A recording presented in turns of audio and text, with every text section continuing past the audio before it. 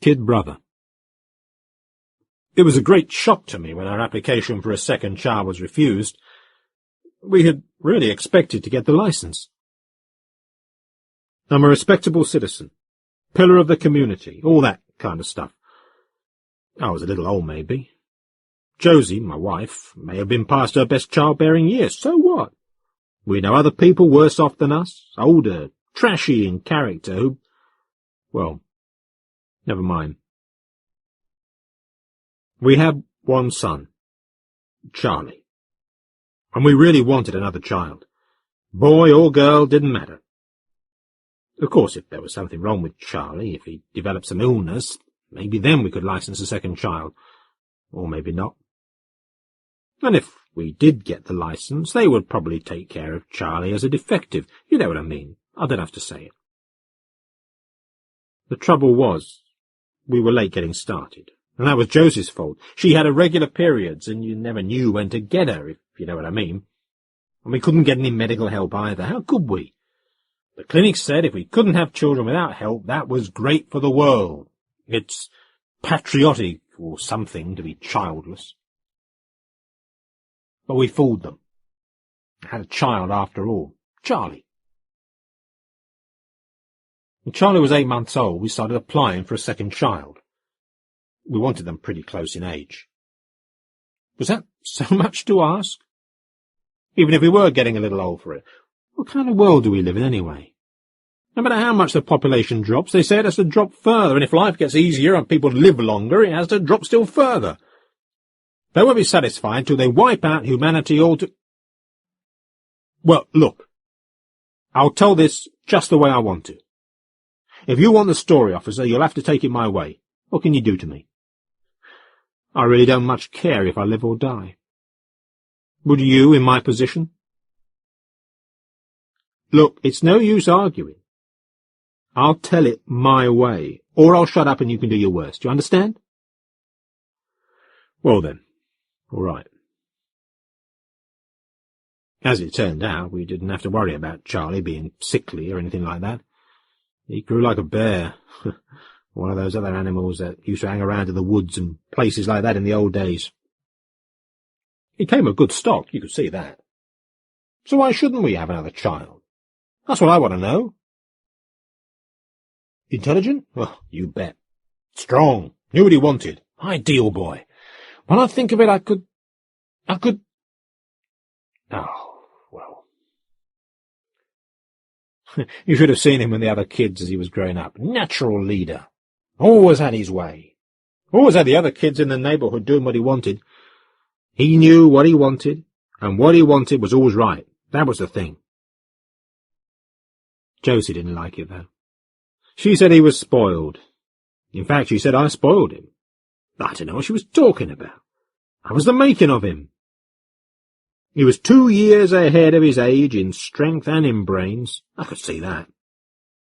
And if the other children got out of line, sometimes he would have to show them who was boss. Josie thought he was getting to be a bully. She said he had no friends. All the children were afraid of him. So what? A leader doesn't want friends. He wants people to respect him, and if they get out of line, they better fear him.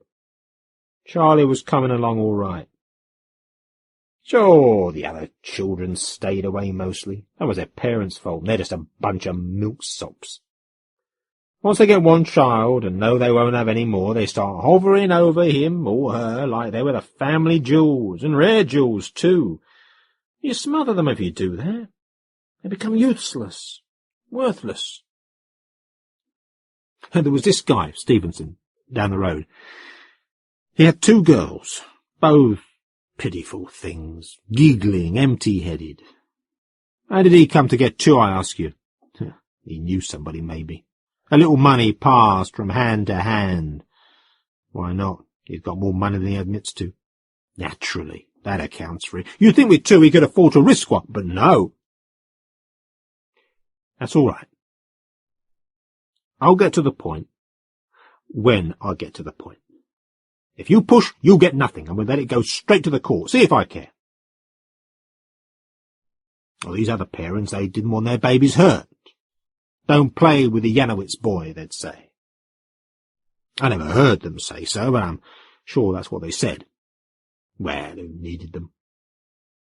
I was planning for Charlie to go to college eventually, so he could take courses in microelectronics or in spatial dynamics or that kind of stuff.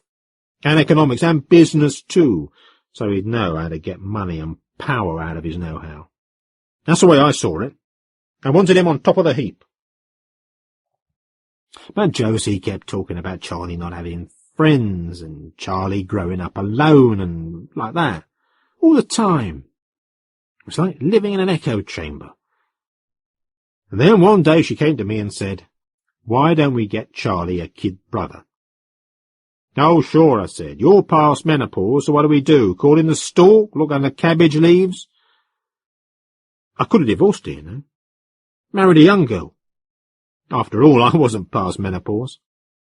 But I was loyal. Fat lot of good that did me.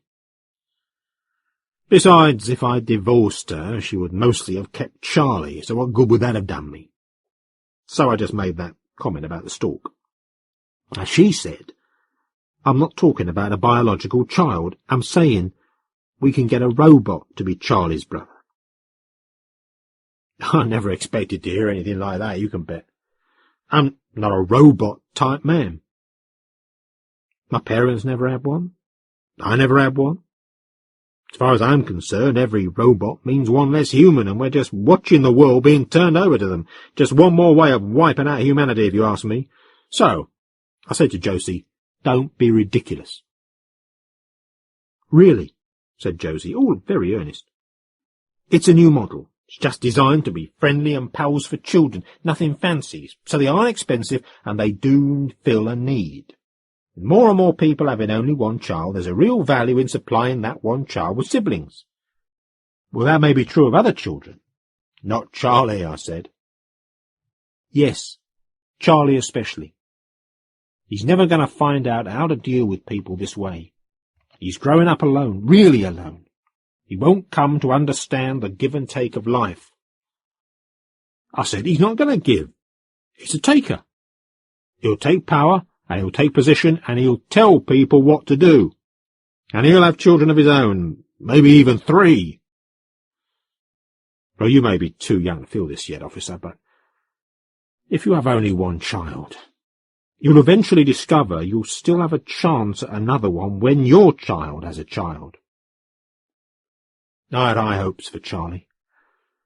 Before I died, I was sure I would see another child. Maybe even 2 or 3. It might be Charlie's, but as far as our lives would overlap, I was going to make them mine too.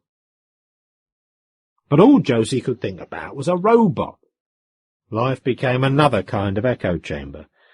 She priced them out, she figured out the down payment, she looked into the possibility of renting one for a year and some kind of approval. She was willing to use her own nest egg that her folks had left to pay for it and things like that. And you know how it is. In the end, you have to keep peace in the family. I gave in. I said, "Okay, but you go pick one out, and you better make it a rental, and you pay for it." I figured, who knows? The robot would probably be a pain in the neck and wouldn't work out, and we would turn him. They walk him into the house. Didn't even crate him. I should say it, but Josie insisted on saying he and him, so we would seem more like a kid brother to Charlie, and I got into the habit. He was a sibling robot. That's what they called him. He had a registration number, but I never memorized it. What for? We just called him Kid. That was good enough. Yeah, I know that this sort of robot's getting popular. I don't know what's happening to human beings, and they stand for such things. And we stood for it too. Well, or at least I did. Josie was fascinated. The one we got was a pretty good one, I have to admit. He looked almost human. He smiled a lot. He had a nice voice. He looked maybe 15. A small size 15, which wasn't too bad because Charlie was a large size 10. Kid was a little taller than Charlie, and of course heavier. You know, there were titanium bones or whatever inside him, and a nuclear unit guaranteed for 10 years before replacement, and that's pretty heavy. He had a good vocabulary too, and he was very polite. Josie was just delighted. She said, "I can use him in the house. He can help me out." I said, "No, you don't. You got him for Charlie, and that means he's Charlie's. Don't you go taking him away." I was thinking if Josie got him and made him into a slavey, she'd never let go of him. Charlie, on the other hand, might not like him, or might get tired after a little while, and then we could get rid of him. Charlie fooled me, though. He liked Kid fine. But, it made sense after a while. Kid was designed to be a kid brother, so he was just right for Charlie. He let Charlie take the lead like an older brother should. He had those 3 laws. Well, I can't quote them, but you know what they are. There was no way he could hurt Charlie, and he had to do whatever Charlie said, so after a while I began to think it was a good deal. I mean, when they played games, Charlie always won. He was supposed to. And the kid never got mad. He couldn't. He was made to lose. And sometimes Charlie kicked the kid around, the way children do, you know. Child gets mad about something, takes it out on some other child. Children always do that. Naturally, that gets the parents of the other child mad, and I have to tell Charlie now and then not to do that, and that sort of cramps him. Squeezes him in. He can't express himself. Well, he could with the kid. And why not? You can't hurt the kid. He's made out of plastic and metal and who knows what else. For all he looks nearly like a human being, he wasn't alive. He couldn't feel pain. In fact, I felt the best thing the kid did was to be something on which Charlie could bleed off his excess energy, so that it wouldn't accumulate in him and fester. And the kid never minded. They'd play judo, and the kid would be thrown and even stamped on, but he would just get up and say, "That was good, Charlie. Let's try it again." Listen, you could throw him off the top of a building and he wouldn't be hurt. He was always polite to us. He called me Dad, called Josie Mum. He asked after our health. He would help Josie out of her chair when she wanted to stand up, that sort of stuff. He was designed that way. He had to act affectionate. It was all automatic. He was programmed for it. It didn't mean a thing. But Josie liked him. Listen, I've always been busy, hard working. I have this plant I have to help run. Interlocking machinery to oversee. One thing goes wrong, the whole shebang ties itself up. I've no time to bring flowers and go mucking around, pulling her out of chairs or something. We've been married nearly 20 years, and, well, how long does that sort of thing keep up anyway? And Charlie, well, he stood up to his mother the way any decent boy should, and I figured the kid helped there. When Charlie made himself boss over the kid one minute, he wasn't going to run around saying, "Mummy, mummy," the next minute. He was not a mummy's boy. And he didn't let Josie run him, and I was proud of him for that. He was going to be a man. Of course, he listened to what I said to him. A boy's got to listen to his father. So maybe it was good that the kid was designed to be a sort of mummy's boy. Gave Josie the feeling that there was one of those nerds about the house, and it bothered her less that Charlie always thought for himself. Of course, you could always count on Josie to do her best to spoil it. She was forever worrying about her pet nerd being hurt. She was always coming out with, "Now, Charlie, why don't you be nicer to your kid brother?" It was ridiculous. I could never get it through her head that the kid wasn't hurt, that he was designed to be a loser, that it was all good for Charlie.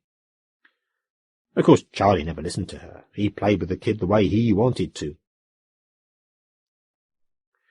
Do you mind if I rest a little? I don't really like talking about all this. Just let me rest a while. Okay, I'm better now. I can go on.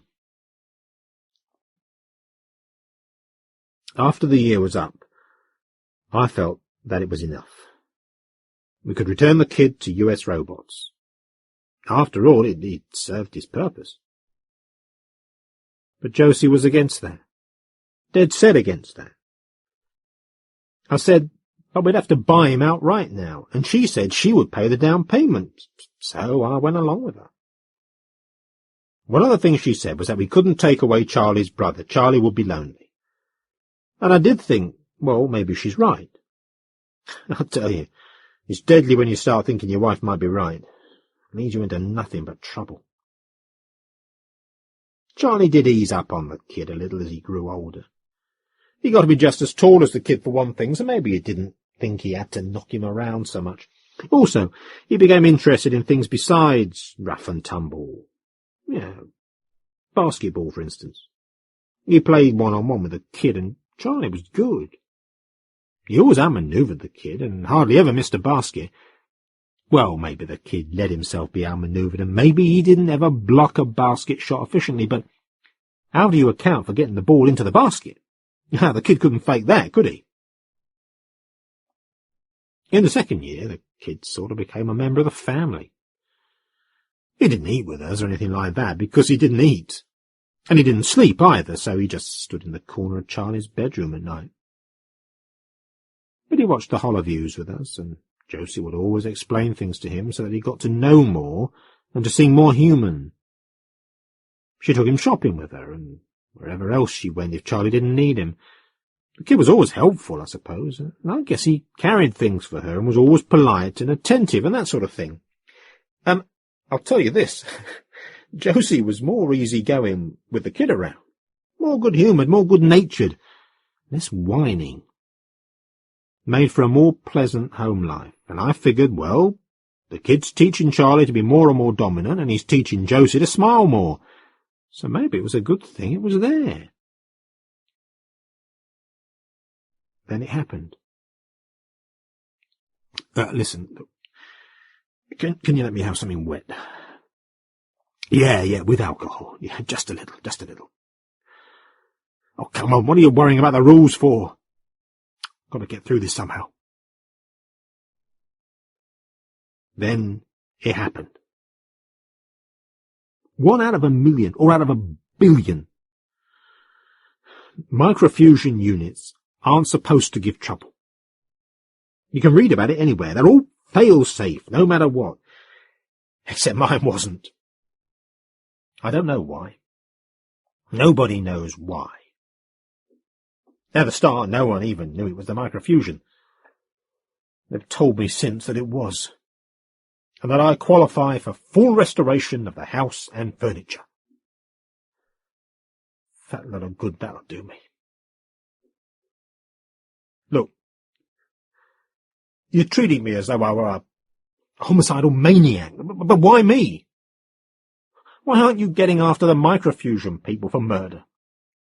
Find out who made that unit, or who ballsed up on installing it. Don't you people know what real crimes are?